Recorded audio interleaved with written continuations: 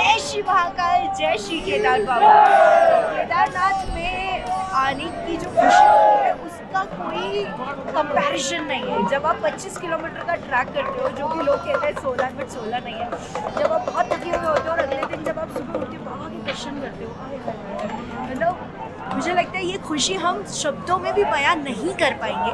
पीछे मेरे बाबा का मंदिर है और आप समझ लीजिए कि मेरे लिए तो ये एक ऐसा मोमेंट है where I am really very emotional.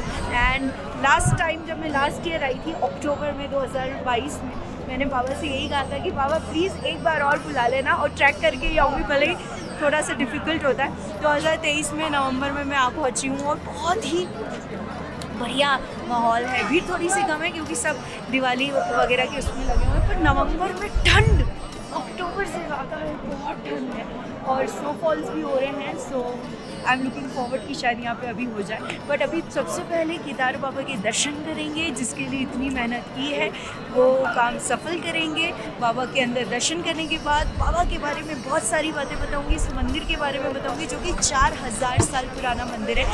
और इसकी खासियत ये है कि ये जो आपको हल्का सा पीलापन दिखता है ना, ये आइस एज के टाइम का, इसमें अंदर ये बर्फ़ में था और उसके बाद भी इसमें कुछ फ़र्क नहीं पड़ा है, एक क्रैक भी नहीं है। 2013 की सुनामी, उत्तराखंड त्रासदी के बाद भी इस मंदिर को कुछ नहीं हुआ। मुझे लगता है ये सारी बातें प्रूफ करती है कि बाबा यहाँ है और बाबा का आशीर्वाद हम सभी पे है। तो अब हम आगे बढ़ेंगे और आपको बहुत सारी चीज़ें दिखाऊंगी, बहुत सारा अच्छी बातें बताऊंगी। पर यहाँ पे आप देखिए इधर मेरे साइड में कितनी लंबी लाइन लगी हुई है, बहुत लंबी लाइन, करीबन 3 से 4 घंटे की लाइन तो मिनिमम रहती है। और अगर बहुत भीड़ है या बहुत सीज़न चल रहा है तो 8-8 घंटे की भी लाइन होती है, बट उसके बाद जो दर्शन होता है शब्द ही नहीं है। तो चलिए करते हैं केदार बाबा के दर्शन और बताती हूँ आपको इस केदारनाथ धाम के बारे में और भी बहुत सारी बातें।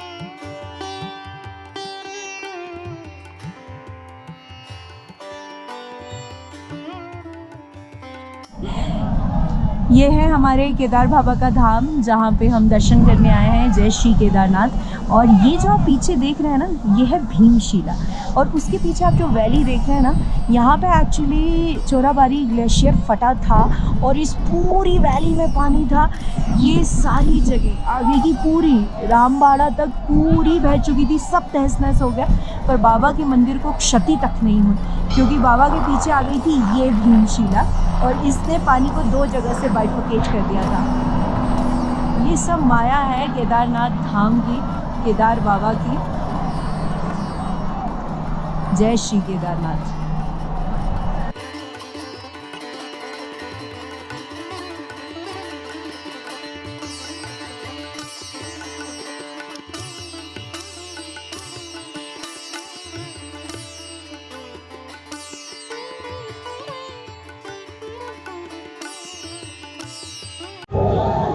जय श्री केदारनाथ।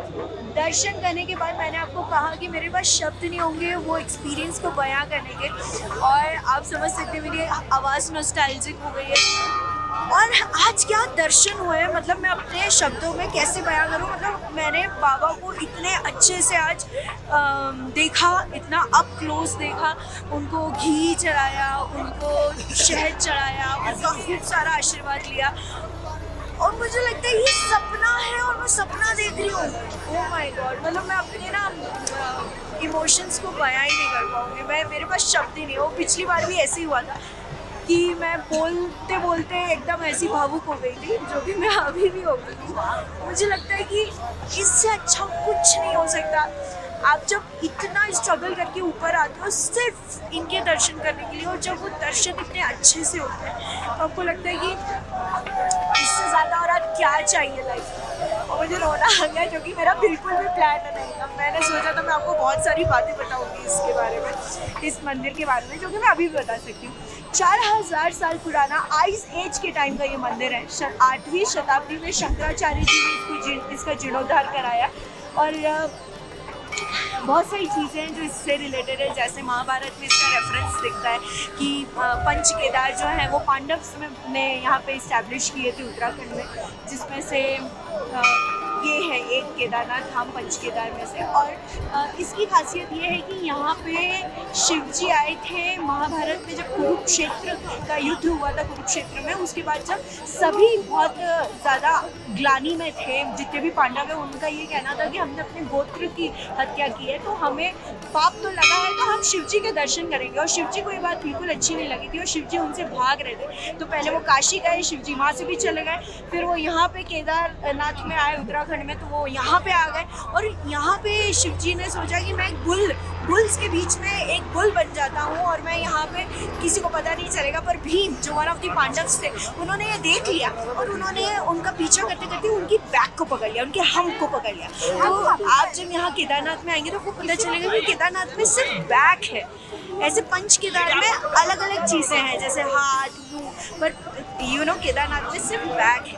और वो हम्प की हम यहाँ पे पूजा करते हैं, बुल्स हम्प, बुल्स बैक। ये तो पांडव्स की बात हो गई कि उन्होंने कैसे यहाँ पे आके इस मंदिर की स्थापना की। और उसके बाद शंकराचार्य जी ने इसका जीर्णोद्धार किया, फिर अहिल्याबाई ने इसका जीर्णोद्धार किया। बहुत सारी चीज़ें हैं, 2013 की त्रासदी है, बहुत सारा कुछ इस मंदिर ने देखा है। पर इस मंदिर में एक खरोच तक नहीं है, एक स्क्रैच नहीं है। आइस एज से ये मंदिर चल रहा है और आज भी आप देख सकते हैं। ये प्रभु की महिमा है और वही ये सब कर सकते हैं। और इतनी ऊपर इसलिए आके बैठे हैं कि इंसान आएगा ऊपर तक, तब वो एक अलग इंसान होगा। नीचे से जब वो चढ़ना स्टार्ट करेगा और जब वो ऊपर ट्रैक करके आएगा, वो एक अलग इंसान हो जाएगा। जय श्री केदार।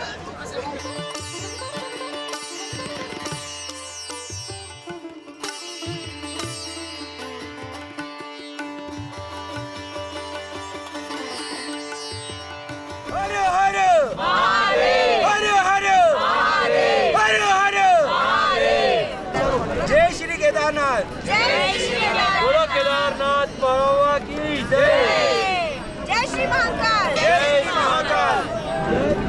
भाई साहब, अखाड़ा के लोगों ने आग लगा दी आज तो केदारनाथ धाम में। भयंकर मजेदार काम रहा है। पहले तो जय श्री केदारनाथ। जय श्री केदारनाथ। चले जाओ पीछे।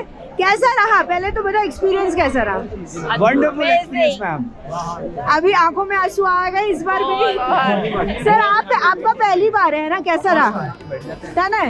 हाँ, एक नंबर मजा आ गया। एक नंबर ही रहा। सर आपको कैसा मजा आ गया? मजा आ गया। शब्द नहीं एक्सप्लेन करने के लिए कोई शब्द नहीं है एक्सप्लेन करने के लिए। अद्भुत। मैं कह रही हूँ पिछली बार हमको लग रहा था इससे अच्छा क्या हो सकता है, क्यों पल्लवी दी, पर इस बार लग रहा है अरे भाई ये तो उससे भी अच्छा था। क्या बात है, अच्छा क्या बात है। ये सिर्फ बाबा का आशीर्वाद है।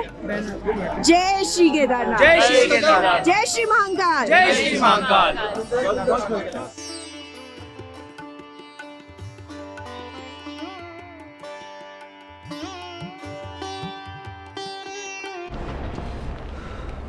बहुत टेम्परेचर डाउन हो गया है और इनफैक्ट -5, -6, -9 तक टेम्परेचर जा रहा है।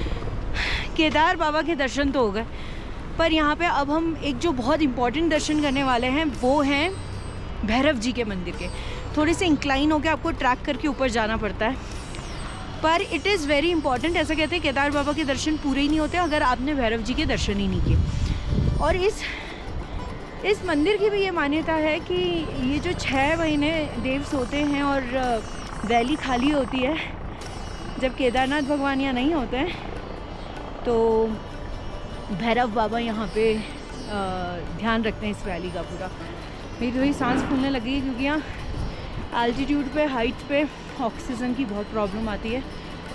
पर ये वैली बहुत खूबसूरत है और इसमें अभी हम जा रहे हैं ऊपर की तरफ। ये देखिए, मतलब ऐसा इंक्लाइन है। मैं आपको और अच्छे से दिखाती हूँ। ये देखिए, ये ऐसा इंक्लाइन करके आपको ऊपर जाना है और ये पूरी वैली है। और ये रहे हमारे केदार बाबा और ये रहा वो ग्लेशियर जो पिघल के पूरी वैली में आया था। और यहाँ ऊपर बैठे हैं हमारे भैरव बाबा।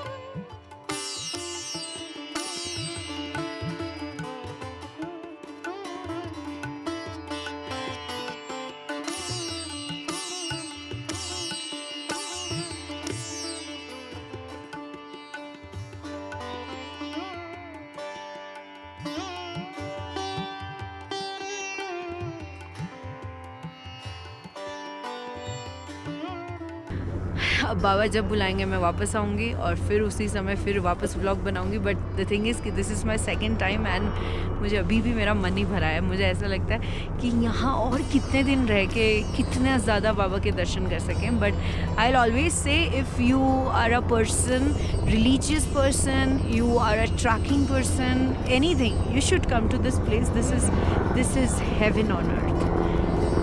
Jai Shri Kedarnath.